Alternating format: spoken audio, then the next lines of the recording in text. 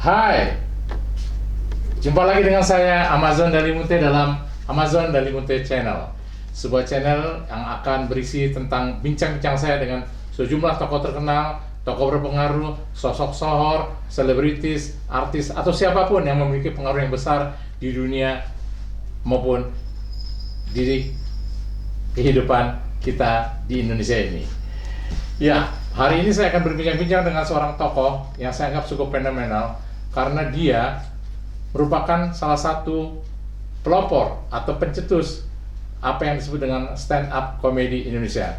Meski demikian, dia dianggap sosok kontroversial di kalangan para komedian. Siapa dia? Saya panggil Ramon Tommy Benz atau Ramon Papana. Silakan. Apa kabar? Baik, Sehat?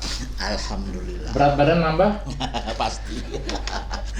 Karena di usia segini udah bebas, nggak perlu ditahan-tahan, makan-makan. Kan seperti sekarang kan semboyannya kerja, mangan, masker.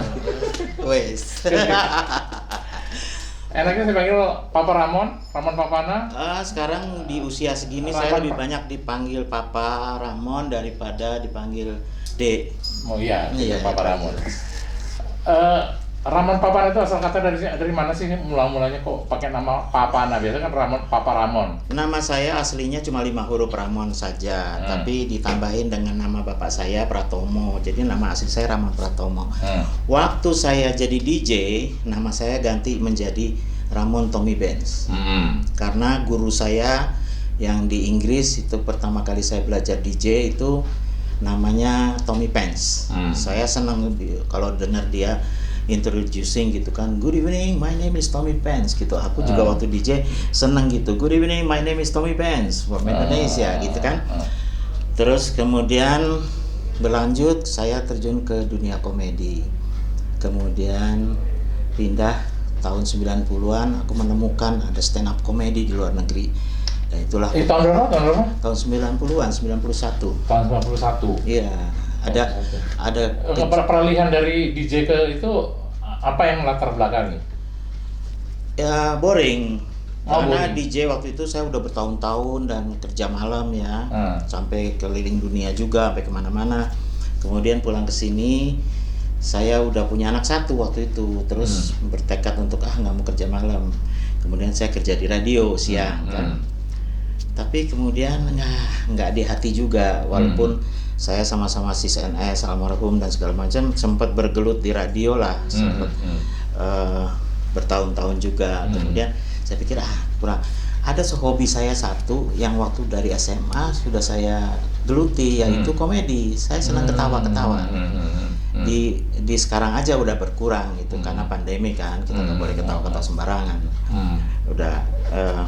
Kemudian saya terjun ke komedi dan kemudian tahun 2012 itu terjadilah tragedi di mana saya kehilangan anak sulung saya, Ade Namnung, dia meninggal. Kemudian hidup saya berubah. Kelihatannya agak feeling juga ya waktu itu, bukan karena saya terlalu sayang sama dia, anak saya banyak, ada 6, tapi mamanya lain-lain, nggak apa-apa kan. Jadi mamanya ada berapa? Ya jelas nggak 6 mamanya Ya, gitu kan, ada yang punya 2 dan gitu. Nah, kemudian bukan karena saya terlalu sayang sama dia, tapi memang mungkin feeling juga. Di tengah-tengah saya menekuni stand up comedy itu, kemudian saya pakai nama stage name. Stage name baru yaitu Papana. Singkatan dari papanya Ade Namnung. Papanya Namnung. Dan kemudian terjadilah tragedi itu ya. Dia meninggal, kemudian tahun 2012 bulan Januari tanggal 31 ini kita lagi memperingati 9 tahunnya dia meninggal. Kemudian nama itu terus saya pakai karena tahu sendiri waktu kejadian Ade Namnung itu kan kemudian menjadi heboh sedunia, itu bertahun-tahun tentang perebutan harta, tentang perebutan statusnya dia anak saya Pak atau bukan gitu kan. Sekarang udah beres semua, tapi berita-berita ketika itu selalu menggunakan Ramon Papana. Jadi waktu saya menciptakan buku dan segala macam di stand up comedy ya orang kenalnya saya Ramon Papana. begitu. Begitu itu baru asal bicara nama nih, Iya. bicara nama. Dan kemudian nama itu akan jadi nama panggung terus-menerus atau akan Kalau saya pindah lagi profesi, misalnya saya jadi ustadz misalnya Ustadz, ya. saya akan ganti nama juga. Nggak mungkin ada Ustadz Ramon Papana, woi, aneh juga ya. Itu, tapi masih sempet kelihatannya saya ganti profesi lagi. ada yang berisik. Nih pasti buruntang. Bener ya, beda tahu. Saya tak tahu. Saya beli minum. Udah lumping. Ya. Bapak seperti kenal ya Pak. Iya. Bajunya warnanya sama. Oh, Pernah kenal nggak? Karena kita janjian di mana ya Pak? Pakai baju begini nih Pak nih. Ini dari Madura nih. Oh, dari Madura. Pak John. Ya. Saya tuh cuma lupa ingat beliau itu siapa ya? Ini adalah tokoh stand up komedi Indonesia. Oh, si Agelen. Iya Pak ya. Ya, bukan begitu juga. Ada teori-teorinya nanti diajarin ya. Kamu dengerin dulu dari dapur. Nanti kalau perlu kita panggil lagi. Iya. Nanti saya mau setrika dulu di Ya, dapur ya. oke. Cek cacang lolo dari mau bertamu ya cek. Tara Pak. Iya. Pasti Siapa namanya nih? Buruntang. Buruntang. Aduh, Apa itu artinya? runtang-runtung aja ya. Nggak jelas. Oke. Pilihan untuk menekuni dunia komedi itu terjadi karena apa? Tadi kan memang disebutkan bahwa sebelumnya suka banget dengan komedi. Nah, kemudian akhirnya memilih menekuni bahwa yakin komedi itu bisa menghasilkan. Tidak yakin sebelum pindah ke stand up comedy. Jadi sebelumnya itu terjun ke dunia komedi itu karena saya memang hobi komedi. Saya menulis untuk surat kabar kayak Sinar Harapan dulu, kemudian Buana Minggu, saya bukan untuk film, untuk segala macam ya, itu menulis komedi, lelucon-lelucon itu. Kemudian saya bergabung dengan Hari Dobretes dan kita bikin Lenong Rumpi, bikin beberapa produksi. Dan kemudian kan meledak Lenong Rumpi. Iya betul. Itu sebenarnya kan selalu ada klaim nih. Sebenarnya siapa sih konseptornya Lenong Rumpi? Konseptornya tuh Hari Dobretes. Konseptornya. Tapi kalau mau dibilang siapa penulisnya itu salah satunya saya, gitu kan. Dan kemudian siapa yang memimpin itu Lenong Rumpi ketika sudah nggak di TV itu saya, gitu kan. Jadi dari awalnya itu, tapi itulah salah satu sifat saya. Saya nggak suka klaim-klaiman gitu. Sekarang ini di stand up comedy juga orang klaim-klaiman kalau pelopor stand up comedy itu ada siapa yang ada Panji, ada Raditya. Enggak, Panji nggak disebut, Raditya ada Ernest nggak? Ada 5 itu yang disebut oleh Panji. Siapa Ya, itu? misalnya Warkop dia bilangnya. Warkop ya. Disitulah ada sedikit, bukan kesalahan, itu kebodohan ya. Bahwa Warkop itu bukan pelopor stand up comedy. Bahkan mereka tidak memainkan stand up comedy.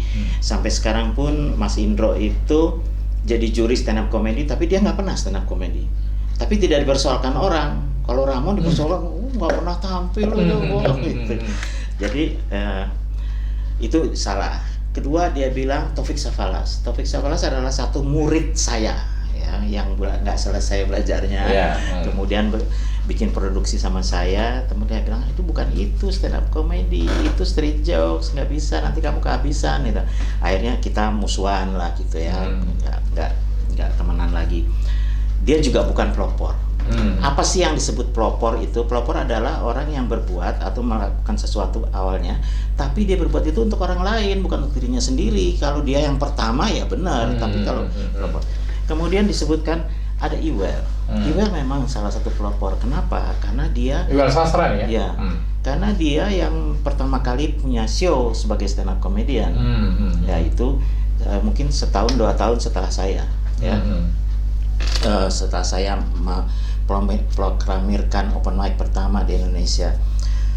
Kemudian ada lagi disebutkan Indra Yudhistira. Terus ada lagi disebutkan siapa namanya yang dari Metro TV itu?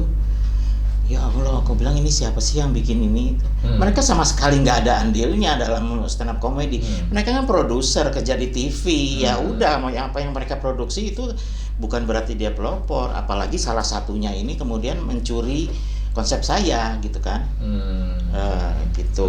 Jadi sampai sekarang saya masih merasa bahwa wah lu tuh bukan orang besar, lu tuh pencuri, kan? Nah itulah saya. Kemudian tadi pertanyaannya kan pindah dari itu. Iya, iya.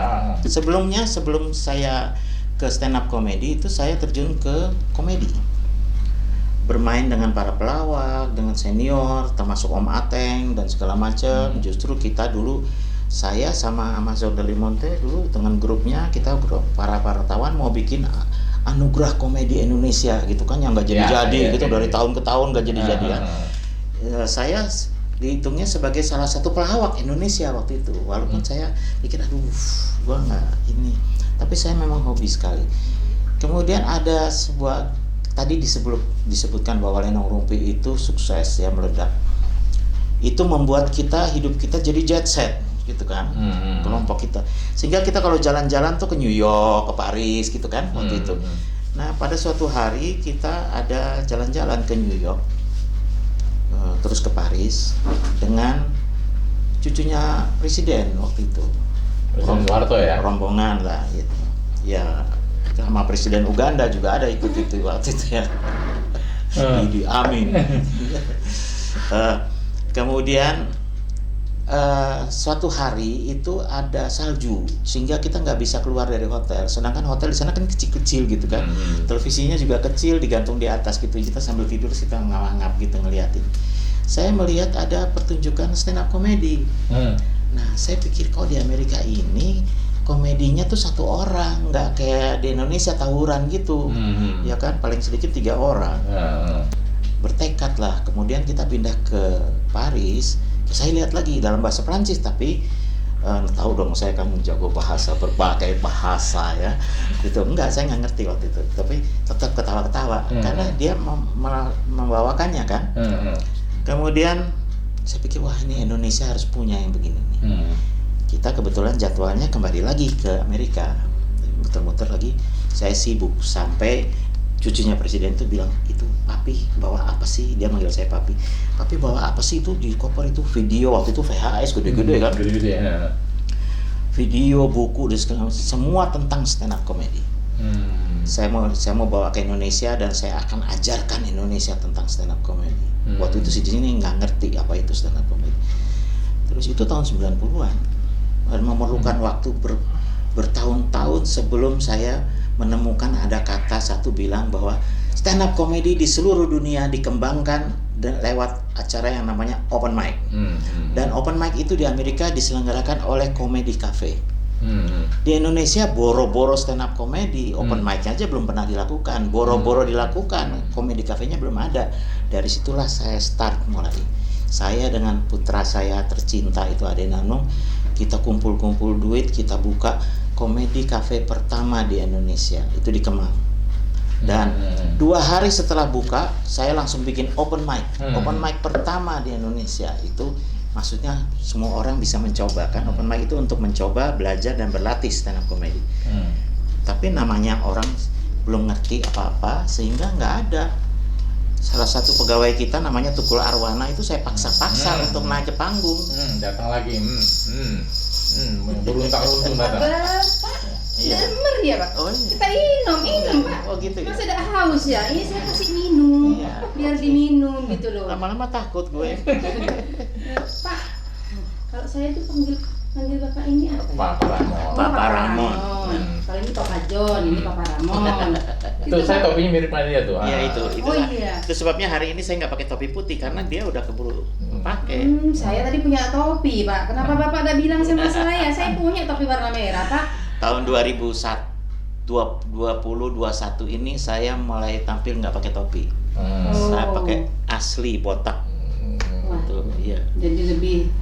Tapi ngomong-ngomong nih Pak Ramon, tapi kan gara-gara Anda mendaftarkan Open Mic Indonesia ke Kemenkumham, Anda dimusuhi oleh begitu banyak Iya, komedian. sebelum didaftar itu juga udah dimusuhi Alasannya? oleh para pencuri itu karena mereka nggak mau ketahuan bahwa itu konsep curian kan, gitu kan. Mereka bikin kompetisi yang saya tulis, saya benar-benar saya tawarin, kemudian dilaksanakan saya nggak diajak, gitu. Nggak apa-apa sih, tapi nggak ada obatnya bahwa sampai saya mati pun saya sebut mereka maling konsep, gitu kan, terserah. Tuh, maling. Der, maling. Tapi saya Leng maling tak ya? Iya. Iya. Pak, Papa, Hmm. kalau saya bisa ndak ya dibimbing untuk menjadi komedi? Wah, kelihatannya kasih sih, ilmu Pak. kelihatannya susah ya. Soalnya gini, nggak bisa. Semua orang bisa. Wah. Untuk pertama kalinya di dunia ini ada ilmu komedi yang bisa dipelajari oleh semua orang. Gitu. Dulu sebelum ada stand up komedi, orang hanya bisa kalau berbakat. Ya. Orang dari kecil, anak kecil, wah lucu banget nih, gedenya jadi pelawak gitu kan. Kalau sekarang enggak, justru yang paling top-topnya di dunia itu kayak Jerry Seinfeld, kayak siapa yang ganteng-ganteng berwibawa seperti saya ini kan gitu. Kita itu justru orang-orang serius gitu. Makanya moto saya kan cobalah lebih serius untuk tidak serius, itu kan. Maksudnya komedi itu adalah pekerjaan serius. Berarti kalau kita bisa serius mempelajari kedokteran, mempelajari teknik dan segala macam, kita juga bisa serius mempelajari komedi. Tapi maaf Papa belum tahu saya itu serius. Saya tadi di dapur ngangkat jemuran, Ya. sudah saya setrika, saya jemur lagi Pak, kan serius saya. Iya Pak. emang itu Iya. serius sambil agak sedikit ya. Berarti kan saya akan dapat anugerah juga nanti Pak. Ya betul. Ya, udah. Coba jemurannya diberesin. Iya. Jemurannya Saya itu pakai udah dulu ya, Pak, ya? Udah terbang itu jemurannya. jemuran udah terbang ya. Jadi begitu. Nah, kan kayak enak hidup banyak haters, banyak apa namanya yang benci. Saya mesti cerita alasannya kenapa. Bagi saya nggak masalah haters. Kenapa? Karena di seluruh dunia sekarang orang bilang bahwa di balik suksesnya orang dan terkenal orang ada ribuan haters. Gitu. Tanpa haters kita nggak bisa terkenal sekarang. Benar-benar. Trump itu hatersnya lebih banyak daripada saya kan. Iya. Itu kan. Jadi tenang aja, dia aja tenang-tenang aja gitu kan. Tapi berasa berkurang nggak mata pencahariannya gara-gara banyak yang benci? Oh enggak, karena komedi itu, apalagi komedi yang jenis seperti itu bukan mata pencarian saya. Saya kan pengusaha. Pengusaha tawa. Oh ya, pengusaha. Saya pengusaha ya macam-macam dari dulu. Saya selalu bilang bahwa stand up komedi dan komedi itu hanya hobi. Gitu. Walaupun saya terus terang aja menikmati banyak dari komedi. Ya, termasuk penjualan buku saya, termasuk komedi cafe. Ngomong-ngomong soal buku, berapa buku yang sudah diterbitkan atau ditulis? Orang taunya itu buku saya yang pertama itu judulnya Ini? Kitab Suci. Oh, bukan ini ya? Bukan, ini yang kedua orang taunya. Padahal sebetulnya yang ketiga. Waktu saya keluar dari penjara tahun 2014 itu saya menerbitkan, bukan kita pindah ke Bali ya. Di Bali itu nggak ada kerjaan selain duduk-duduk di pantai garu-garu gitu kan. Daripada nggak ngapa-ngapain, saya bikin buku. Judulnya Semua Bisa Stand Up. Semua bisa stand up. Ya, Itu tahun? Tahun 2014. Kebetulan yang nerbitin itu teman kita itu yang heboh itu siapa? Siapa itu yang dia keluar penjara juga itu? Lupa saya. Oke, lanjut. Yang kedua buku apa? Yang kedua itu buku itu. Dan ketiga itu ketika saya lihat stand up comedy itu di Indonesia sudah berkembang ke level di mana mereka perlu mempelajari level yang lebih tinggi. Belum paling atas loh ini. Dibandingin dengan Amerika dan Inggris. Saya bikin buku ini. Stand up comedy, buku besar stand up comedy Indonesia. Ya, sebenarnya kan Suci kan? Stand up comedy Indonesia, bukan? Suci. Ya. Kitab Suci. Kitab Suci. K-nya tuh kiat. A-nya awal. T-nya kiat tahap awal. Kiat tahap awal. Kiat tahap awal belajar stand up comedy Indonesia. Kitab Suci disingkat. Ya itu sempat bermasalah juga karena penerbitnya udah terbitkan kemudian nggak bisa beredar karena takut diprotes karena judulnya gitu sempat mundur-mundur gara-gara namanya Kitab Suci. Kitab Suci. Padahal hanya singkatan. Iya betul. Ya itu sampai sekarang masih dipermasalahkan orang gitu. Kenapa Kitab Suci memangnya kamu ya udah susah diajak berkomedi kelas tinggi itu susah orang sini gitu. Lanjutin. Ya, kenapa saya banyak hatersnya? Kenapa? Karena saya katanya mendaftarkan open mic. Perlu dipelajari apa alasannya, dasarnya gitu kan. Waktu Ade Namnung meninggal itu tahun 2012, saya pindah dari rumah kita di Sentul City itu pindah ke apartemen, apartemen Rasuna. Kita tinggal di sana dan saya udah kayak orang gila, tahu sendiri gitu kan. Kemudian di seberang sana Jalan Kuningan itu ada Kemenhumkam. Ya, Kemenhumkam. Iya kan di situ. Jadi anak saya yang berikutnya ini yang mamahnya lain juga itu pikir-pikir wah mau daftarin Suci, SUCI itu kan ciptaan saya. Dia mau daftarkan itu. Pergilah dia ke sana. Iseng-iseng nih ya. Daftar. Serius dia. Kemudian ditolak. Karena sudah didaftarkan oleh Kompas Gramedia. Gitu. Siapa yang mau lawan itu kan segede gitu. Ya udah biarkanlah. Tapi nggak ada obatnya bahwa sampai mati pun saya sebut mereka pancuri. Itu kan konsep saya dicuri. Tapi berapa kali pengacara-pengacara teman-teman kita yang top itu bilang, oh kita masih bisa itu, kita nggak usah lah, sudah biarkan itu menjadi sejarah. Kemudian, nah Suci itu kemudian didaftarkan oleh orang, saya merasa dicuri. Kalau ibarat sebuah rumah, kalau kamar tamunya dicuri, kita daftarkan dapurnya. Apalagi kan disebutkan bahwa stand up comedy di seluruh dunia dikembangkan lewat open mic. Jadi kalau stand up comedy-nya Indonesia itu dicuri, ya kita daftarkan open mic-nya. Itulah. Nah, bertahun-tahun saya nggak punya kesempatan begini untuk menjelaskannya. Sehingga salah paham semua, oh Ramon tuh gila gitu. Sampai Ernest Prakasa pun pernah bilang ujung-ujungnya duit nih gitu. Gitu ini malakin orang segala macam. Saya diemin aja karena mereka nggak ngerti ya kan. Alhamdulillah akhirnya datang juga waktunya ketika baru seminggu apa 2 minggu lalu itu Panji tiba-tiba mengeluarkan sebuah video bahwa dia mulai sekarang mau ngajar. Gitu. Ngajar stand up comedy. Saya mencari murid. Kemudian dia menjelaskan bahwa dia menerbitkan buku. Seperti buku aku. Walaupun di situ dia sebutkan bahwa di Indonesia ini bukunya Ramon Papana gitu kan yang ada gini-gini. Yang lain tuh hanya buku cerita, yang buku teknik teori yang benar-benarnya itu buku kitab suci katanya gitu ya. Sambil dia angkat-angkat gitu bukunya karena dia endorse di depannya juga dulu. Kemudian dia jelaskan situ bahwa Suci itu ciptaannya Ramon Papana. Dia loh yang menjelaskan. Ini kan jenderalnya orang-orang itu, jenderalnya haters-haters itu. Ya. Jadi dialah yang menjelaskan tentang bahwa oh ini Ramon itu. Tapi kita mesti pahamin kenapa dia mendaftarkan itu open mic. Kan dia bilang di situ Ramon Papana ini menerbitkan buku teori dan teknik dan itu bagus menurut dia. Dan benar. Tapi banyak orang yang nggak mau belajar di situ karena dia benci sama Ramon Papana gitu kan. Gitu. Benci sama orangnya nih ya. Benci sama orangnya. Sampai banyak juga buku saya yang ini juga banyak dibeli oleh komik-komik itu seluruh Indonesia untuk belajar, tapi sampulnya ditutup. Supaya nggak ketahuan temennya bahwa dia belajar dari Ramon. Lu muridnya Ramon lo gitu. Kayaknya nista banget gitu jadi murid aku gitu. Jadi momok banget. Padahal sebetulnya jangan ngomong jorok. Enggak ngomong jorok. Iya. Padahal saya tuh sampai sekarang belum ada satupun manusia di Indonesia ini yang saya bilang murid saya. Kalaupun saya bilang dia pernah belajar, tapi dia nggak lulus.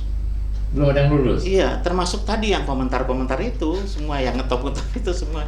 Kan Suci 1 itu, kompetisi itu kan setelah saya marah-marah, saya kirim 13 surat ke semua direktur Kompas Gramedia, termasuk yang punya itu almarhum siapa? Yakob Utama, saya gitu.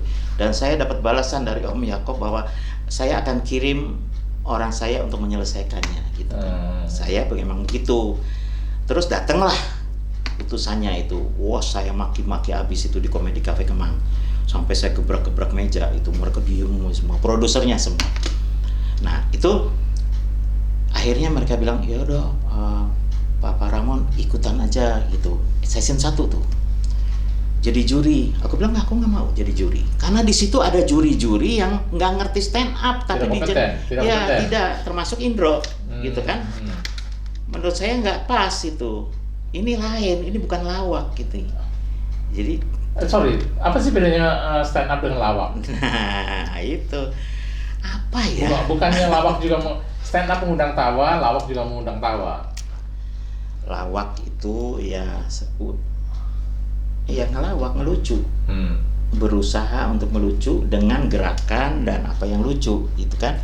Sementara stand up comedy itu adalah jenis pertunjukan baru yang cuma sendirian dan segala macam, syaratnya banyak. Tapi yang utama adalah ini adalah sebuah ilmu yang dipelajari untuk membuat orang ketawa. Memang lucu juga katanya, akhirnya finishnya lucu. Tapi jalannya itu bukan melalui gogon gini-gini atau kita pura-pura salah gitu, bukan begitu. Ini dari ilmunya itu kita meramu dengan verbal, dengan kata-kata, dengan segala macam. Itu ilmunya segudang.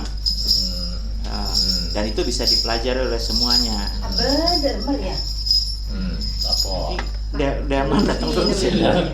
Nanti beruntang. Papa Ramon. Iya. Saya Papa Ramon tadi saya dengar bincang-bincang sama Papa John. Saya dengar di belakang katanya pencari murid. Saya mau jadi murid ya, Pak. Derma ya. Bisa loh Pak, tekuratin ya Pak. Murid saya banyak sekarang, mau saya jual-jualin malah. Apa tapi saya jangan emang jual Pak dan Bapak Ria. Derma Pak. Papa Ramon mau tanya, ya menjelang akhir ini pembicaraan kita mau tanya, sebenarnya bagaimana sih perkembangan stand up comedy di Indonesia? Nah, ini bagus sekali. Ini adalah acara wawancara pertama sejak terjadi perubahan besar. Jadi kita mesti terima kasih terhadap virus COVID-19. Ternyata dia juga merubah, bukan di seluruh dunia, tapi juga di Indonesia. Sekarang kok aku merasa bahwa kemarin-kemarin aku berjuang untuk memperkenalkan stand up comedy di Indonesia. Kemudian orang nangkep, kemudian tadinya menolak, semua saya sampai dimusuhin oleh pelawak-pelawak. Tapi sekarang menerima. Tapi nerimanya salah, pada ngomong jorok, pada ngomong segala macam. Kemudian saya tegur, pada marah, karena dimusuhin saya. Terus kemudian terjadilah gelombang kedua, yaitu saya berusaha untuk bilang lawak dengan stand up itu lain, ya, sate, ya kan lain. Yang lain ya Pak ya. Lain itu beda. Tapi semuanya masuk. Bahkan ada komunitas stand up comedy yang mau gabung sama Paski, kemudian dibawa ke sana, terus kemudian di pertemuan itu kemudian terjadi salah paham gitu. Paski merasa lu akan jadi salah satu cabang kita. Dia bilang, oh enggak, kita lain. Oh, tadi katanya sama, gitu kan? Nah, kemudian saya berusaha keras untuk mengatur orang bahwa ini lain, tapi masih pada bandel aja. Akhirnya mereka sadar, oh ini lain. Oke.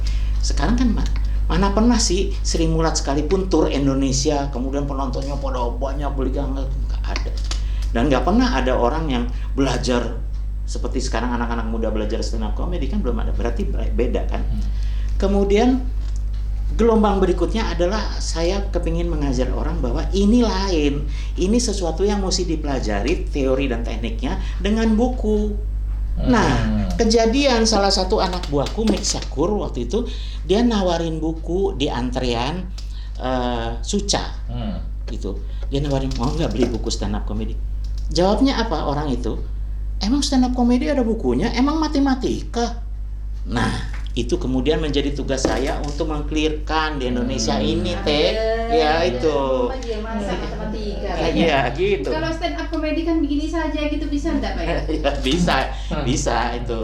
Tapi nggak ada yang nonton. Oh, ada yang nonton. Berarti saya sendiri segini aja ya Pak ya. Nah, kemarin gelombang berikutnya adalah bagaimana menyadarkan orang bahwa ini mesti dipelajari dan mesti pakai buku. Mereka bilang itu emang matematika. Sekarang Panji mengumumkan bahwa dia mencari murid, dia mau ngajar dan pakai buku. Berarti kan, berarti dia memenuhi harapan saya. Terima kasih Panji, gitu. Akhirnya sadarlah engkau, gitu kan. Nah, yang berikutnya adalah menaikkan kualitinya. Itu sebabnya sekarang kita masih ada tugas baru. Yang berikutnya, karena ini baru, perkembangannya baru, ini kesadaran bahwa itu. Nah, karena mereka itu semuanya fansnya Panji, ya mereka beli bukunya rame-rame. Padahal aku bilang dari dulu, gue bilang pakai buku, ya kan lo gak percaya. Makanya apapun belajar perlu buku ya Pak ya. Iya buku deh Pak. Iya. Ganteng deh bukunya ya. Itu kalau di Madura aku ajak carok itu. Tak ajak kerapan sapi Pak, Bapak kalau datang. Pak Ramon, terakhir, sebenarnya kaidah stand up comedy yang benar itu seperti apa sih sebetulnya? Yang benar sih itu memang ada perubahan dari zaman Charlie Chaplin gitu, berubah terus karena sekarang ini baru saja saya tulis di Twitter saya belakangan ini bahwa stand up comedy yang modern itu adalah ilmu komunikasi dan ilmu bicara yang paling mutakhir. Saya sekarang punya kepercayaan, makanya sekarang saya di departemen-departemen, di partai, bahkan sampai ke panglima dan segala macam, saya mengajarkan tentang public speaking modern is stand up comedy gitu kan. Dan muridnya para jenderal, para iyalah, bukan yang gitu-gitu. Bukan yang bukan yang anjing-anjing gitu. Terus yang anjing bisa ya jadi muridnya ya. Dermer ya kan. Mahal. Saya tahu sekolahnya cukup mahal. Iya, gitu. Tadi kaidah-kaidahnya. Sekarang yang penting adalah kita menaikkan kualitinya, gitu kan? Karena stand up comedy sekarang ini yang terakhir ini adalah lebih personal, gitu. Jadi kita memang udah lama ya dilarang pakai street jokes, dilarang itu, tapi kita mesti ambil dari diri sendiri. Bahkan kadang-kadang yang kita ambil dari diri kita sendiri itu nggak perlu mengikuti teknik-teknik yang udah baku, gitu. Itulah perubahannya sekarang. Makanya lebih ya itulah yang zaman sekarang. Iya, kalau disebut personal berarti Bu Runtang ini kan dia berasal dari sebuah pulau di Jawa Timur. Iya. Dia selalu menggunakan idiom dari asal daerah dia, itu termasuk nggak? Oh iya, itu ada jenisnya, tipenya itu etnik komedi ya. Sekarang itu. Ya, betul. Tapi yang lebih penting lagi ada pertanyaan. Apakah hidupmu susah nggak? Gitu kan? Karena semakin the more miserable your life is, the more funny you are. Gitu. Kalau semakin susah hidupnya, semakin lucu. Karena kita juga ada teori tragedi plus time is comedy.